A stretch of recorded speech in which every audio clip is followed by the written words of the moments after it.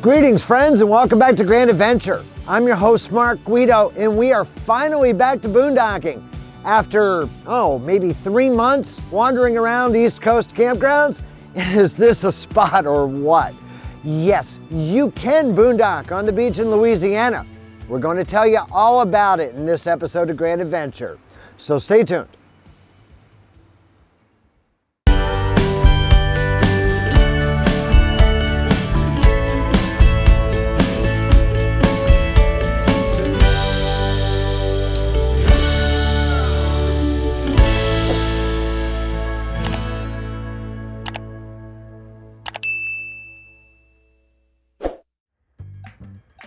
We firmly believe that half of the joy of RVing is found in the journey.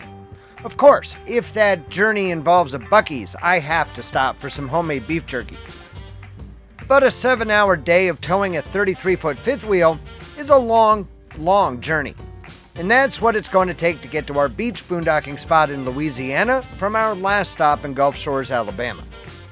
In southern Louisiana, I-10 uses an 18-mile bridge to cross the Atchafalaya Basin, America's largest wetland and swamp. It's the third longest bridge in the United States. And right smack dab in the middle of the swamp is the Atchafalaya Welcome Center, which permits overnight parking. Semis are restricted to parking on the north side of the interstate, leaving the south side peaceful and quiet for overnight RV stays. There are no hookups, but the restrooms are open 24 hours, and we felt eminently safe spending the night here. In fact, I awoke before dawn to find a Louisiana state trooper sitting in his idling vehicle no more than 75 feet from our fifth wheel.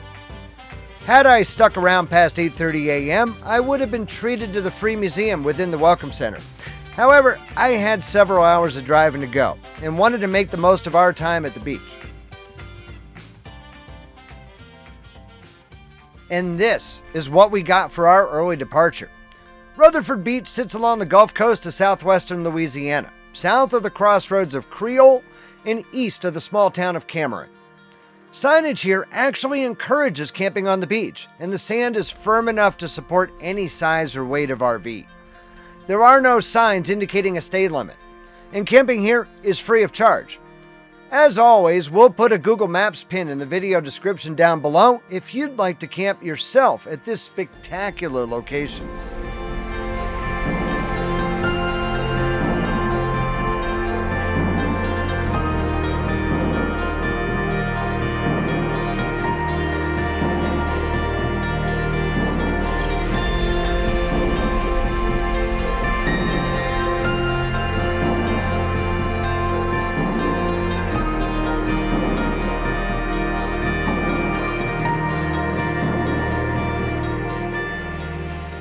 Most campers here seem to congregate closely together near the entrance to the beach, leaving plenty of room for those of us willing to travel just a few hundred yards further down the sand.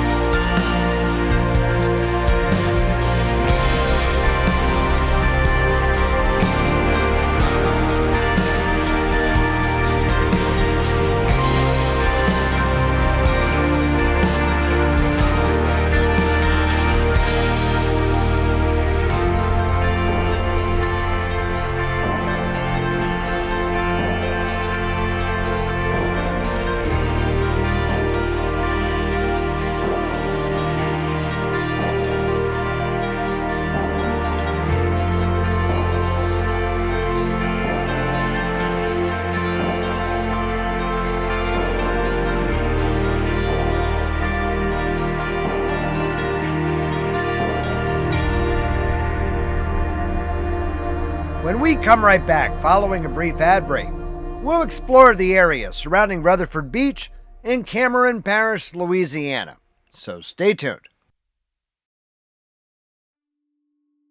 This is a marvelous beach for shelling, as it's littered with scallop, razor clam, and conch shells. Shells, however, aren't the only thing that litter the beach, for all manner of debris washes in with the tide. The parish has come up with a unique solution. They've placed dispensers with free garbage bags up and down the beach, and we've collected a bag ourselves to clean up the couple of 100 yards immediately in front of our campsite. Then, several dumpsters are provided at the entrance to dispose of not only your camping refuse, but also the trash you've collected from the beach. While the Gulf of Mexico stretches to the horizon on our patio side, behind our RV there is little besides 40 miles of Louisiana swamp all the way to the city of Lake Charles. If you camp at Rutherford Beach, ensure that you're well provisioned, for it's 40 miles to the nearest supermarket and close to half that distance to a fuel pump. Although Cameron Parish is the largest in Louisiana by area, it has the second smallest population in the state. The local alligator population here far exceeds the human population. We've been out searching for some gators to film, including here in Cameron Prairie National Wildlife Refuge. But with temperatures sitting well below normal, they're just not out and about. That doesn't include the gator crossing the road that caused me to have to swerve while towing our RV. Of course, of all the times for our dash cam to have not been turned on, this was it.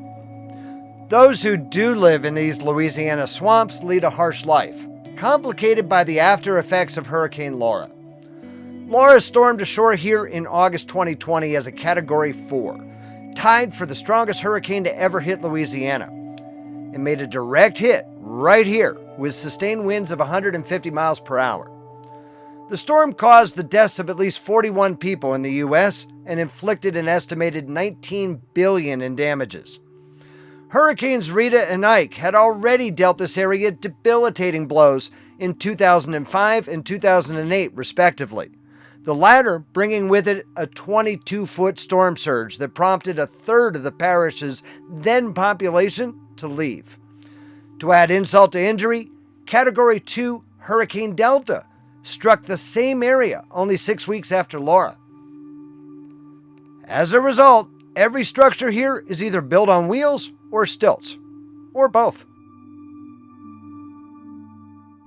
That even includes the local school. While those stilts may have helped homeowners and business owners deal with Laura's 10-foot storm surge, they do nothing to help with those winds. Everywhere you turn, there's direct evidence of Laura's destruction. What's perhaps most disheartening, though, is that there's no obvious rebuilding or even demolition taking place here, even though it's been 2 years since Laura's wrath. Based on my observation, I'd estimate that a full 3/4 of the population here is now living in an RV on their property, right next to their destroyed former home. In other places, all that's left are the concrete slab foundations of former homes.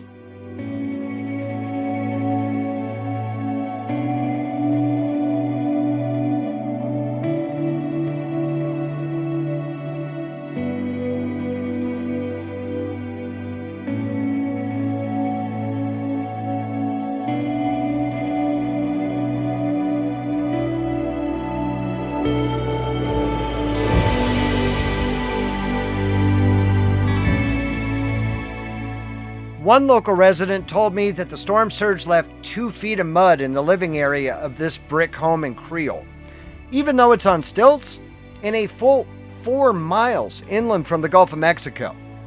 As you travel east along the coastline, Laura's destruction becomes less obvious, but nevertheless omnipresent. This entire town site is now occupied by RVs instead of permanent structures.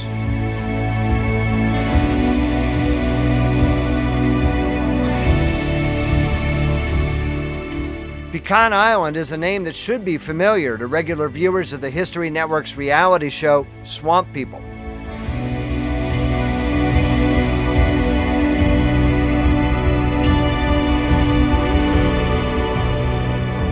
En route back to camp, I needed to run an errand in Lake Charles and can recommend, without reservation, the Louisiana seafood boils available at the Fiery Crab. Returning to camp, the last thing I expected to see on this remote beach is a tour bus from Pennsylvania with its Amish passengers setting up for a game of beach volleyball.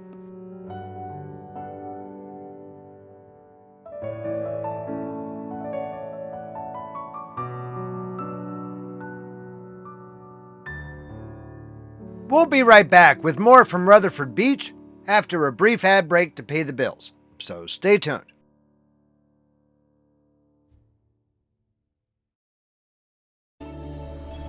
So it is chilly today out here. It's got to be in the low 50s, I would guess. And there's a brisk breeze and a couple showers floating through. It's a chilly day here on the beach of Louisiana. And as you can see, it's awfully cloudy. Not getting good solar production. I went a little crazy last night on the electricity usage, and this is the first time in 2022 that I've actually had to break out the generator to top off those batteries, because I don't think we'll make it to tomorrow morning comfortably. But just topping off with the generator, we'll get things squared up so we'll have plenty of electricity for overnight tonight. I think I'm going to add 2 more batteries. That'll bring us up to 500 amp hours total, which will ensure we can get through a few cloudy days like what we're experiencing right now. Zoe doesn't seem to mind today's weather, however.